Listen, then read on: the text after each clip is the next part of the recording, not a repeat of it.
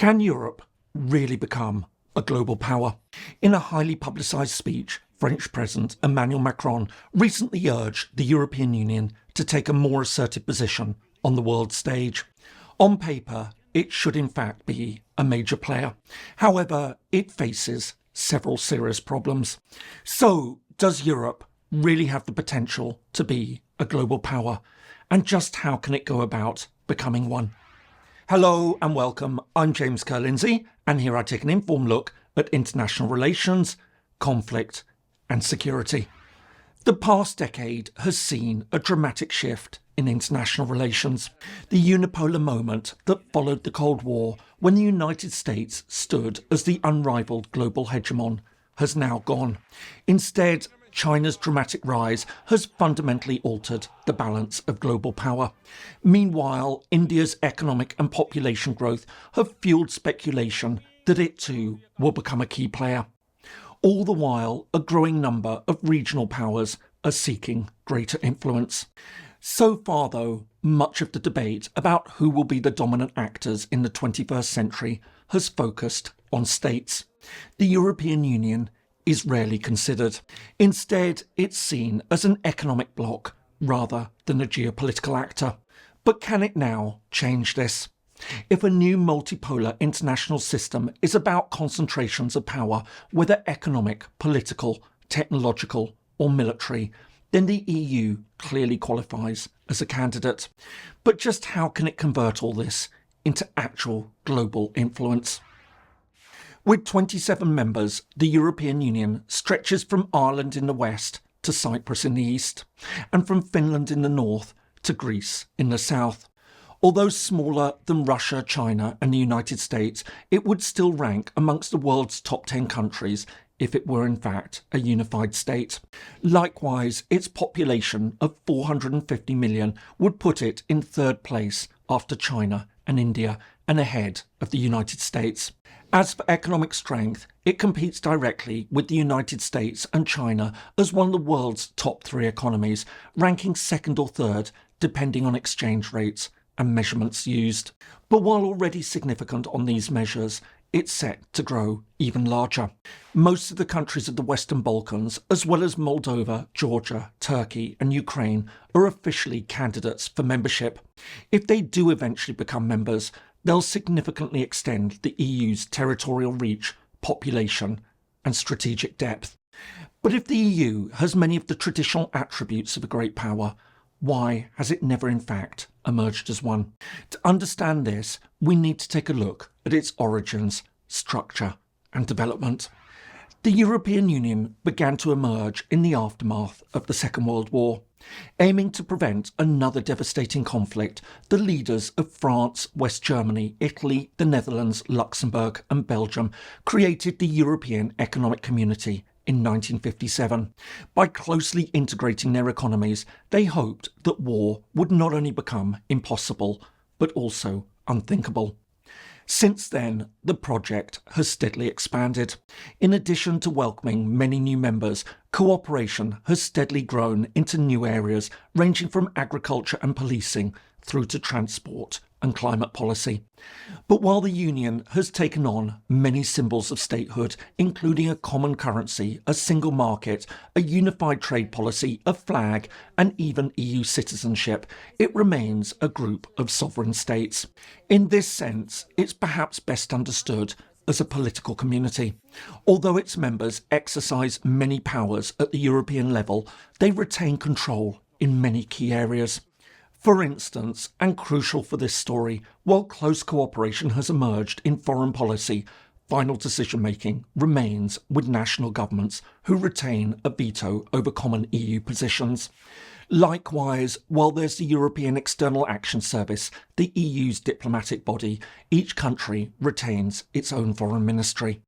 In defence, the situation is even more devolved. There's no European army. Instead, each country retains its own distinct armed forces. But it's not just about structure or process.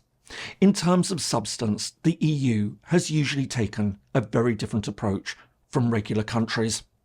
When the EU has engaged in international affairs, it's usually done so in ways that explicitly reject the logic of power politics. From the start, it tried to move beyond the military rivalry that had devastated the continent. Instead, it emphasised economic cooperation, democracy and human rights.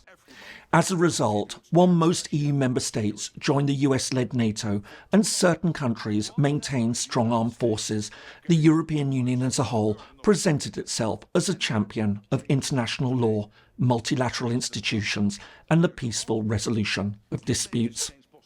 And it's this hybrid nature of the EU, combined with its rejection of power politics, that explains the Union's current situation. While it's become an economic giant, it's never emerged as a traditional great power. For many years, this approach appeared to work. Having become a model of peaceful integration in Western Europe after the Second World War, the EU stabilised and integrated much of Central and Eastern Europe at the end of the Cold War.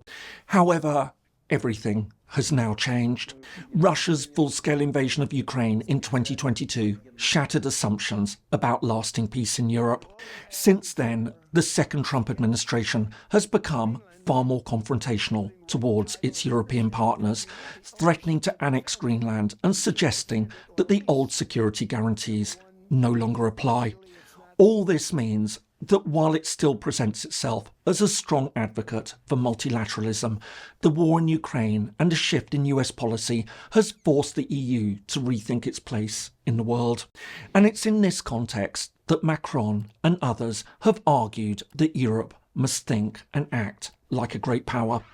So, can Europe now become a global power? In truth, it depends on several distinct factors. For a start, it'll need to find a way to act more decisively. Foreign and security policy decisions in the EU still require a broad consensus amongst member states. Given their distinct national interests, historical relationships and fundamental political differences, the European Union has far too often been hampered by slow and cautious decision-making. Indeed, because foreign policy remains a veto area, a single government can delay or dilute or even stop collective action. This is causing considerable problems, especially when certain leaders, such as Hungary's Viktor Orbán, seem more interested in staying close to Putin and Trump than in defending European values. The second constraint is military capacity. The EU has no single unified army, and defence remains primarily a national responsibility. Collective defence is still anchored in NATO rather than the Union. However, even here, there's reasons for hope. Taken together, Europe's military strength is considerable. Their combined defence spending far exceeds that of any country other than the United States, surpassing China, Russia and India. Meanwhile, their combined armed forces number well over 1 million personnel, again putting the European Union in the top 4 worldwide. On paper, the EU could become one of the world's leading military actors, but again, it's hampered by fragmentation. Capabilities are dispersed across national forces, equipment isn't fully interoperable, and procurement remains largely national, and strategic cultures vary significantly. While steps are being taken to fix some of these, without unified command structures and clear political direction, Europe's combined weight doesn't translate into coherent military power. All the while, there are still other challenges, both internal and external. For example, public opinion isn't always supportive of deeper integration, particularly in sensitive areas such as defence. On top of this, several EU member states remain formally neutral and show no signs of wanting to give this up.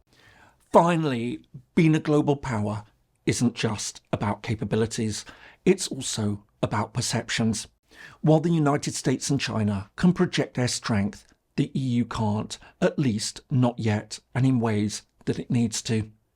And even if it starts to unify strategically and militarily, it'll take time for this to be understood globally. But all this said, it would be a mistake to dismiss the EU's potential. In the 21st century, power isn't measured only in tanks and aircraft carriers, as much as they may still matter.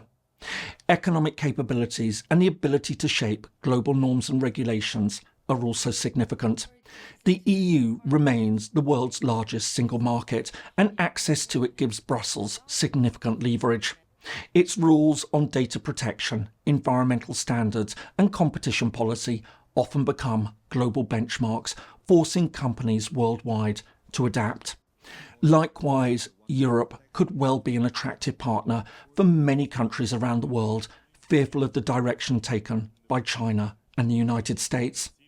Ultimately, though, whether the European Union can become a global power depends less on its capabilities than on its political will.